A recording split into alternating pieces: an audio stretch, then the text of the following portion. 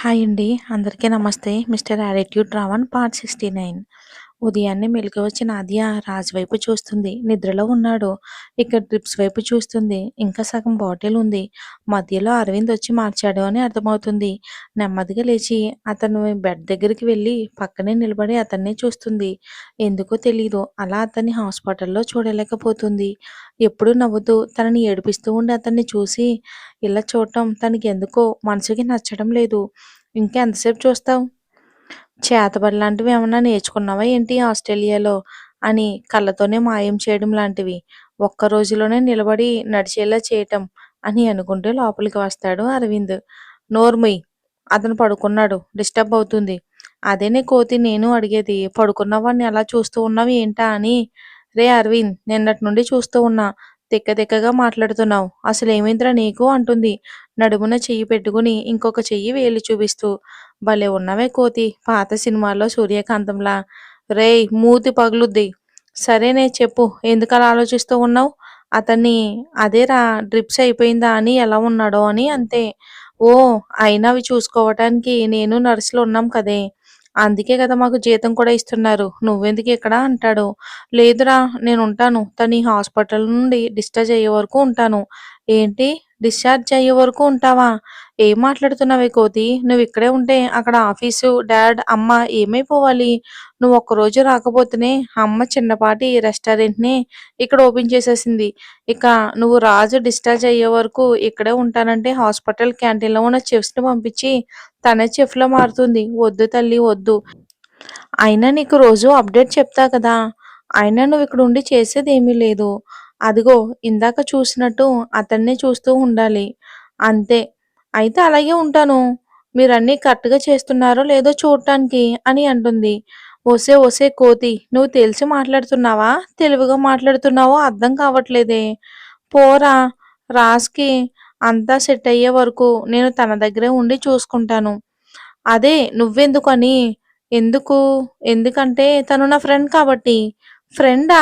ఫ్రెండా? సరే ఇప్పుడు నేనడిగినట్టే రాజు అడుగుతాడు. అప్పుడేం చెప్తావు? అని అంటాడు అరవింద్. అడిగినప్పుడు చూద్దాంలే. నువ్వెళ్ళి కాఫీ తీసుకొని రా.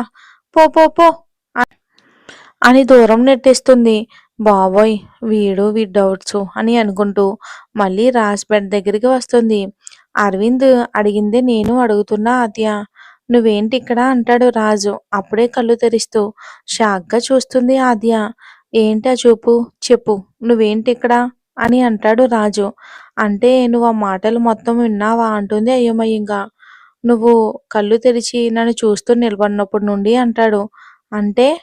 అది ఏదో డ్రిప్స్ అయిపోయాయి అని చూసా అంతే అంటుంది ఆద్య తల కిందకి దించుతూ. చెప్పు నీకిక్కడ పనేంటి? అది కూడా నైటు. ఇంటికి వెళ్ళకుండా ఉండడం ఏంటి? అంటాడు రాజు.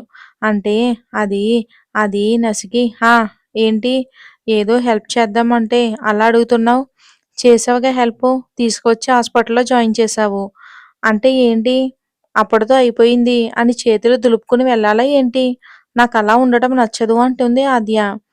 ఓహ్! అయితే ఎవరికైనా ఇలా జరిగితే నువ్విలానే చేస్తావన్నమాట. నువ్వు రెండో మదర్ తెరిసా అని నాకు తెలీదు అని అంటాడు వెటకారంగా రాజు. ఎవరికో జరిగితే నేనెందుకిలా సేవలు చేస్తాను? మరి నాకెందుకు ఆ భాగ్యం అని ఊరుకుంటే ఏంటి ప్రశ్నల మీద ప్రశ్నలు వేస్తున్నారు? మీరే కదా చెప్పారు. మీరెటు వెళ్ళినా మీతోనే ఉండాలని. ఇది మన డీల్ కదా! అందుకే ఉంటున్నా. మాటిచ్చాను కాబట్టి మీకు. నేనొకసారి మాటిస్తే దాన్ని నిలబెట్టుకుంటా ఖచ్చితంగా. లేకపోతే నాకు మీ దగ్గర ఉండటం ఏమీ సరదా ఏమీ కాదు. మీరు నన్ను డ్రైవర్‌గా చూసారు కదా! కానీ మీకు ఇలా జరిగింది కాబట్టి ఈ హాస్పిటల్‌లో ఉన్నన్ని రోజులు నేను మీకు తోడుగా ఉంటాను. ఆ తర్వాత మీ దారి మీది, నా దారి నాది. ఇక డీల్ కూడా అయిపోతుంది. సో, అందుకే ఇదంతా అంటుంది ఆద్య. ఎందుకో అరవింద్‌తో తను మాట్లాడుతున్నప్పుడు రాజ్‌కి సంతోషంగా అనిపిచ్చింది. కానీ ఇప్పుడు ఆమె డీల్ అది ఇది అంటుంటే రాజ్‌కి తెలియకుండానే ఎందుకో నచ్చడం లేదు. సరే అని మాత్రమే అంటాడు రాజు. నేనిప్పుడే వస్తానని బయటికి వెళ్ళిపోతుంది. బయటికి వెళ్ళిన ఆద్య డోర్ పక్కనే గోడకి ఆనుకుని తనకి పెరిగిన హార్ట్ బీట్‌ని కంట్రోల్ చేసుకుంటూ ఉంటుంది. ఏంటి నేను రాజ్‌తో అలా మాట్లాడ్డాను? కానీ అరవింద్ అడిగేది, ఇటు రాజు అడిగేది నిజమే కదా! ఎందుకు నేను ఇంటికి వెళ్ళకుండా రాజు దగ్గరే ఉంటున్నా? అసలు ఎందుకు నా కాళ్ళని ఎవరో కట్టేసినట్టు ఇక్కడి నుండి కదలాలి అంటే మనసు రావట్లేదు. అసలేమైంది నాకు? అని ఆలోచిస్తూ అక్కడే ఉన్న చైర్‌లో కూర్చొని తల పట్టుకుంటుంది ఆద్య. ఇక ఆయువు దగ్గరకొచ్చేద్దాం. వేకువజాము సమయాన నెమ్మదిగా కళ్ళు తెరిచి చూస్తాడు వాయువు. తల అంతా నొప్పిగా ఉంటుంది. చిన్నగా కళ్ళు తెరిచి ఎదురుగా ఉన్న వాటిని చూశాడు. అతనికి అర్థం కావట్లేదు. ఎక్కడ ఉన్నానో అనుకున్నాడు. ఇక బిప్ బిప్ అని వస్తూ ఉన్న సౌండ్‌కి పక్కకి చూస్తాడు. మానిటర్స్ ఉన్నాయి. తల అలా తిప్పడం వలన నొప్పి లేచినట్టు అనిపించింది ఆయువుకి. ఆవ్! అని చేత్తోనే పట్టుకుపోతాడు. కానీ తన చెయ్యి తీసుకోవటానికి రాకపోవటంతో నెమ్మదిగా అటువైపు చూస్తాడు. ఎడమవైపు డ్రిప్స్ పెట్టి ఉండటం వలన అతని కుడి చేతికి దిండులా మార్చుకుని ముద్దుగా పడుకుని ఉంటుంది ఊర్వి. ఆమెను చూడగానే జరిగిందంతా గుర్తుకు వస్తుంది. ఆమెను మళ్ళీ అంత దగ్గరగా చూస్తాడు అనుకోలేదు ఆయువు. అతడికి చాలా సంతోషం అనిపించింది. ఆమెను దగ్గరికి తీసుకోవడం కోసం లేవడానికి ట్రై చేశాడు. కానీ అతని వల్ల కాక విపరీతమైన నొప్పి రావటం వలన అంటాడు. ఒక్కసారిగా టక్కున లేస్తుంది. నొప్పితో తల్లడిల్లిపోతున్న ఆయువుని చూడగానే వెంటనే రియాక్ట్ అయ్యి, "ఏమయ్యింది ఆయువు సార్? మీకెంతసేపు అవుతుంది స్పృహొచ్చి?" అని అనుకుంటూ అతని తలని సెట్ చేయబోతూ ఉంటే ఆమె చెయ్యి పట్టుకుంటాడు. "నాకేమైంది బంగారం? ఎందుకు నాకు తల ఇంతలా విపరీతంగా నొప్పొస్తుంది?" అంటాడు. "మీ తలకి తగిలిన దెబ్బకి చిన్న సర్జరీ జరిగింది. అందుకే ఈ పెయిన్" అని ఒక ఇంజెక్షన్ ఇచ్చి, కాసేపట్లో తగ్గిపోతుంది. ఒకసారి మీ రైట్ హ్యాండ్ అండ్ రైట్ లెగ్‌ని లిఫ్ట్ చేయండి" అంటుంది. కొత్తగా గౌరవం ఇచ్చి మాట్లాడుతూ ఉంటే బాధగా ఆమె వైపు చూస్తూ ఆమె చెప్పినట్టే చేస్తాడు వాయు. అలాగే లెఫ్ట్ సైడ్‌వి కూడా అంటుంది. హమ్మయ్య! ఆయువుకేమీ కాలేదు. ప్యారలైజ్ లాంటివి ఏమీ లేదు. దేవుడా రక్షించావు తండ్రి నా ఆయువుని అని మనసులో అనుకుని ఇప్పుడే వస్తానని బయటికి వెళ్ళబోతూ ఉంటే ఆమె చెయ్యిని బలంగా పట్టుకుంటాడు. వెనక్కి తిరిగి చూడగానే అలానే నిలబడుతుంది. ఏంటి బంగారు కొత్తగా పిలుస్తూ ఉన్నావు? నన్నేదో పరాయి వాడిని చేసి ఈ దూరాన్ని నేను భరించలేనుమ్మా. నీకు నాపై కోపం ఉంటే నా కాలర్ పట్టుకుని కొట్టు, తిట్టు. కానీ ఇలా నాతో ఉండకు బంగారు. తట్టుకోలేను. మీకు తలకి సర్జరీ జరిగింది. మీరిలా స్ట్రెస్ తీసుకోకూడదు. మీరు రెస్ట్ తీసుకోవాలి అని అంటుంది ఊర్వి కష్టంగా. అలాగే అతని చెయ్యి నుండి తన చెయ్యిని విడిపించుకుంటూ. ఆమె అలా మీరు మీరు అని వేరుగా మాట్లాడుతూ ఉంటే ఆయువుకి గుండె రంపపు కోతకి గురైనట్టు అనిపిస్తుంది. ఆమె చెయ్యిని అలాగే బలంగా పట్టుకుని తన వైపుకి లాక్కుంటాడు ఆయువు. ఆయువు అలా చేస్తాడు అని ఊహించని ఊర్వి వచ్చి ఆయువు గుండెలపైన పడిపోతుంది. తల మాత్రం పైకి ఎత్తకుండా అలానే ఉండిపోతుంది. "బంగారు ఒకసారి నా వైపు చూడమ్మా. నువ్వు నన్ను ఇలా పరాయివాడిలా ట్రీట్ చేస్తూ ఉంటే నా వల్ల కావట్లేదురా.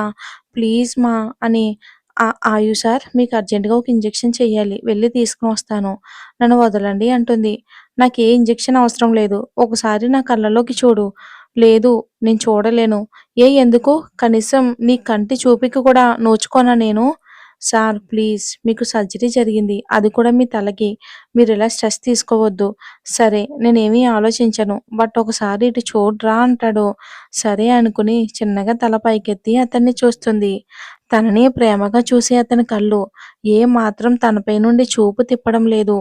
ఒక్క క్షణం తడబడి చె చెప్పండి అంటుంది. ఏం మాట్లాడకుండా ఆమెనే చూస్తూ తన పెదవులకు దగ్గరగా ఉన్న ఆమె నుదుటిన ముద్దు పెట్టి అలానే ఉండిపోతాడు వాయువు. కళ్ళు మూసుకొని ఆమె సాన్నిహిత్యాన్ని ఫీల్ అవుతూ ఉంటాడు. అతని పెదవుల స్పర్శ తాకగానే కళ్ళు మూసుకుంటుంది. మనసులో సముద్రం పొంగుతుంది. ఆమెకసలు ఏమీ అడగాలని కూడా లేదు. బాధ మొత్తం గుండెల్లోనే అదిమి పెట్టుకుంది మోగగా రోదిస్తూ ఉంటే అది కన్నీళ్ల రూపంలో వచ్చి అతని గుండెపై పడ్డాయి. వెచ్చని కన్నీటి స్పర్శ తాకగానే చటుక్కున కళ్ళు తెరిచి బంగారం అని ఆమె చుంబకాన్ని పట్టుకుని ఇంకొంచెం పైకెత్తాడు. అలాగే కళ్ళు మూసుకునే ఉంటుంది. కానీ కంటి కొనల నుండి కన్నీటి బిందువులు జారుతూ ఉన్నాయి. వాటిని ఆపడానికి చేసే ప్రయత్నంలో ముక్కు ఎర్రబడి చెంపలు కూడా ఎర్రగా అయిపోయాయి. ఆమెనలా చూసిన క్షణం ఆయువు గుండె చువుక్కుమంది. ఎంతో సంతోషంగా ఎంగేజ్‌మెంట్ జరిగి ఆమె కౌగిట్లో తను, తన కౌగిట్లో అతను బందీ అయిపోయి, ఈ ప్రపంచంలో ఉన్న సంతోషం మొత్తం ఆమె మోములోనే ఉంది అన్నట్టు నవ్వే ఆమె కళ్ళని చూస్తూ ఉండిపోవాలి అనుకున్నాడు. కానీ తను ఒకటి తలిస్తే దైవం మరొకటి తలిచింది. ఇలా హాస్పిటల్‌లో సముద్రమంత దుఃఖాన్ని ఆపుకుంటున్న తన చెలి మోముని చూసి గుండె విలవిల్లాడిపోతూ ఉంది ఆయువుకి. ప్లీజ్ మా! నీ కన్నీటిని చూడలేను. నీ కోసం వచ్చే చావునైనా నాకు సంతోషాన్నిస్తుందేమో కానీ, ఇలా నీ కళ్ళల్లో నీళ్లు చూస్తే ఈ క్షణం ఎందుకు బ్రతికి ఉన్నాను అనిపిస్తుంది అంటాడు. అతడు చావు, బ్రతుకు అని మాట్లాడుతూ ఉంటే ఊర్వి వెంటనే కళ్ళు తెరిచి అతని వైపు కోపంగా చూసింది. ఆమె తన వైపు చూసినందుకు సంతోషంగా ఉన్నా, ఆమె కళ్ళు నిండు నిండు కుండలతో ఎర్రటి కుంకుమని సంతరించుకుని ఉన్న ఆ కలువ కన్నుల్ని చూడగానే మనసు ఎంతగానో బాధపడుతుంది ఆయువుది. బంగారం, ఎందుకిలా బాధపడుతున్నావు? ఆ మాటకి చప్పున కళ్ళు తిప్పేస్తుంది. మా బంగారు, నీకేదైనా అడగాలి అనిపిస్తే అడుగు. కానీ ఒక్క ప్రశ్న, నా కళ్ళల్లో నీకు నేను తప్పు చేశాను అని అనిపిస్తుందా అంటాడు. నువ్విలా సైలెంట్‌గా ఉంటే నాకు పిచ్చి లేస్తుంది. నాపై నీకు నమ్మకం లేదా? అమ్మాయిలు పిచ్చి అని ఏదో అనబోతూ ఉన్న అతని నోరుపై ఆమె చెయ్యి పెట్టి మాటని ఆపేస్తుంది. అతని వైపు చూసి తల అడ్డంగా ఊపుతుంది వద్దు అన్నట్టు. ఆమె చెయ్యి తప్పించి నన్ను చెప్పనివ్వుమా. వద్దు ఆయువు సార్, మీరు దేనికి సంజాయిషీ ఇవ్వొద్దు. బంగారు, ప్లీజ్ రా. నువ్విలా ఇలా పిలుస్తూ ఉంటే నాకెలానో ఉంది. తెలుసా, నన్ను ఎవరో నీ నుండి దూరం చేసినట్టు ఉంది. నువ్వు ఆయువు అని పిలిచే పిలుపే నాకు ఆయువు పోస్తుంది. నేను చెప్పేది ఒకసారి విను. ఏం వినాలి ఆయువు సార్? ఏం వినాలి? అంటూ అతని పట్టుని విడిపించుకుని లేవడానికి ట్రై చేస్తుంది. ఆమెని ఇంచు కూడా కదలనివ్వకుండా. నువ్వేం చెప్పాలన్నా, ఏం అడగాలన్నా ఇలానే అడుగు. నీ నుండి కొంచెం దూరాన్ని కూడా భరించలేను నేను అని అన్నాడు. అతని వైపు ఒకసారి చూసి గొంతు వరకు వచ్చిన ప్రశ్నలు మూగబోయాయి.